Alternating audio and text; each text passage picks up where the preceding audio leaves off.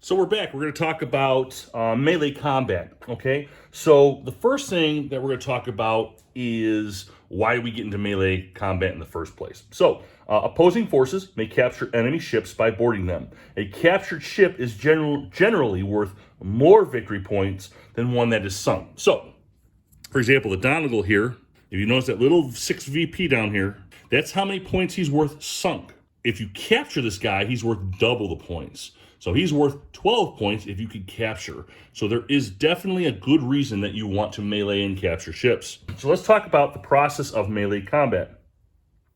So after all ships have been activated, all ships, okay, melee combat may take place between ships that are grappled together, not fouled. Fouled is just when, like we said before, the masts and the sails get tangled together because they got too close. We're talking about grappled ships only. Only ships that are grappled to enemy ships or friendly captured ships may engage in melee combat. I don't know if you heard that. So even if he's captured, so let's say your ship is captured and you're grappled, you can still do a melee attack.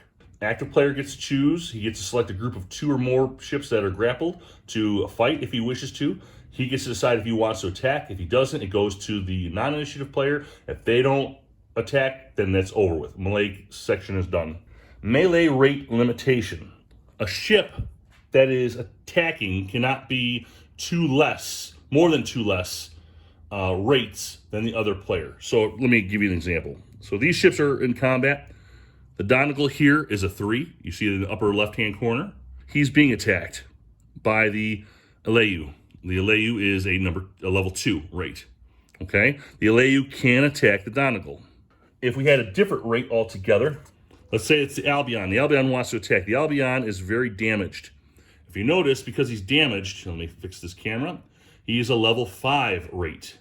He is 3 less than the Aleyu. He cannot do this. Only within 2.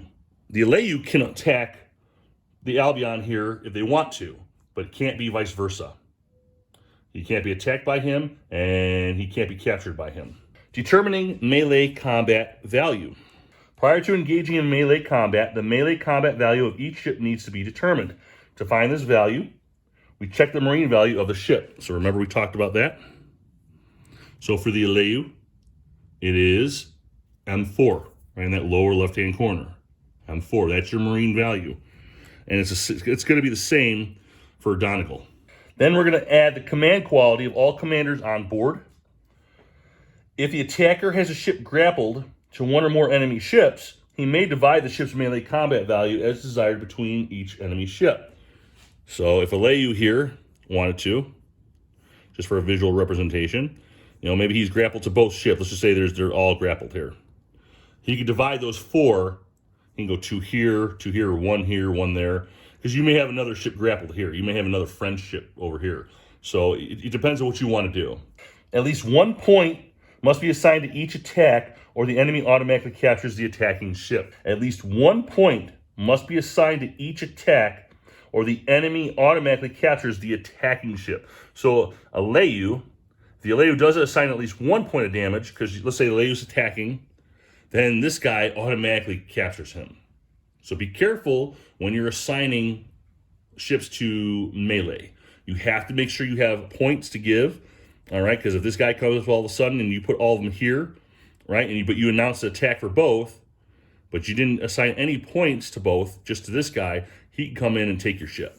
If 2 or more attacking ships, in this case the English, are grappled to a single defending ships, all of the attacking ships' melee combat values are totaled into a single value. So these both have 4, so this would be an 8 versus 4. If 2 or more attacking ships are grappled to 2 or more defending ships, the attacker indicates how he will locate his marine points.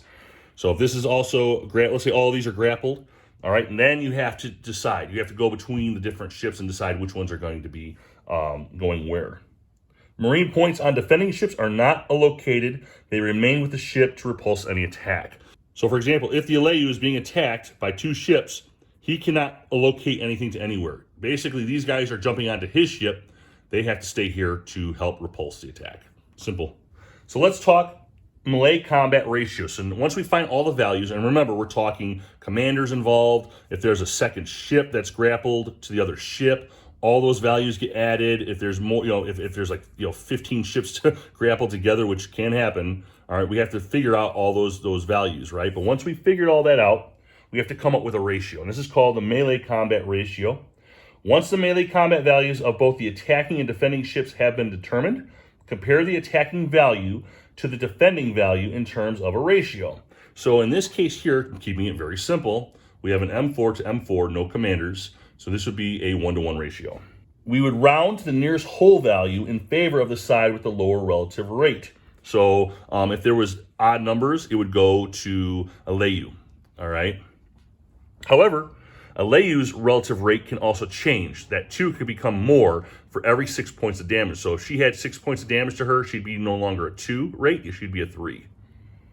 Okay, and that's significant too, because remember, you can't attack another ship if you're out of its class. Remember, up to 2.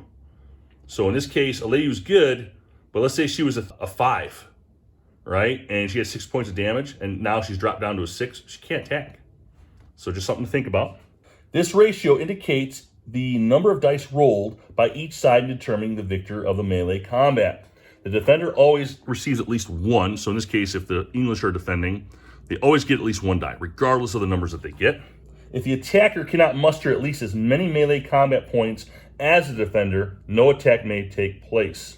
So for some reason, I have less than 4 than my defender. I can't take less guys and attack them. Right? You're not going to take less guys and jump aboard a ship to be slaughtered. Regardless of the number of melee combat points, that is the ratio, the attacker can muster no more than 4 die rolls. So a maximum 4-to-1. So Aleyu can only roll this 4 times and add it up. The defender always gets at least 1. Melee combat resolution. Okay, so now we're getting into the meat and potatoes of this combat. To resolve melee combat, each player rolls a number of dice equal to his ratio value. So again, 1-to-1. So each person would get 1 die. In this case, it's pretty evenly matched. The value of each side's dice should be summed together and compared. One of the following will occur. The defender's roll is equal to or higher than the attacker's. The defender has repulsed the attacker's assault. There are no effects to any ships involved in the melee, though they do remain grappled. Attacker's roller is higher. If the attacker's assault has succeeded and the defender's ship has been captured, place a captured marker on the defender's ship. So very simple, you'd roll the dice and you compare. In this case, the attackers would win. And then you would go and figure out if there's been captures and stuff like that. Very simple. 1-to-1 ratio, 1 dice for each. Well, that's it, guys. I think I've taught you everything that you need to know about flying colors. The only thing you have to do after the melee is you have to do a victory check, and that's a very simple process. There's no point even doing the video. You go down to see how many ships you've sunk. You get points if you sank them. If you took them a prize, you get double the points, and that's, like I showed you on here, there's victory points on these ships I showed you earlier. All right, like that one's, 6 victory points. So you just compare and you see, and of course you look at the scenario, and if you took care of all of the scenario prerequisites, you're good. And that's it. You do that over and over and over again. This game has a lot of extra options, many options you could add to this game for flavor. I'll show you that right now. 4.0 optional rules. That's like all of this. It's like 1/2 is the rules. The other half is optional rules. So if you really want to add more stuff, and some of this you can't even add because like shore batteries, there's no land in the maps that they give you. So don't forget though, this is a volume game. This is volume 1. This is the deluxe version, volume 1 of Flying Colors. So if you really love Age of Sail and you love this stuff, guys, they have tons of stuff here in this game that you can play that I know you will enjoy.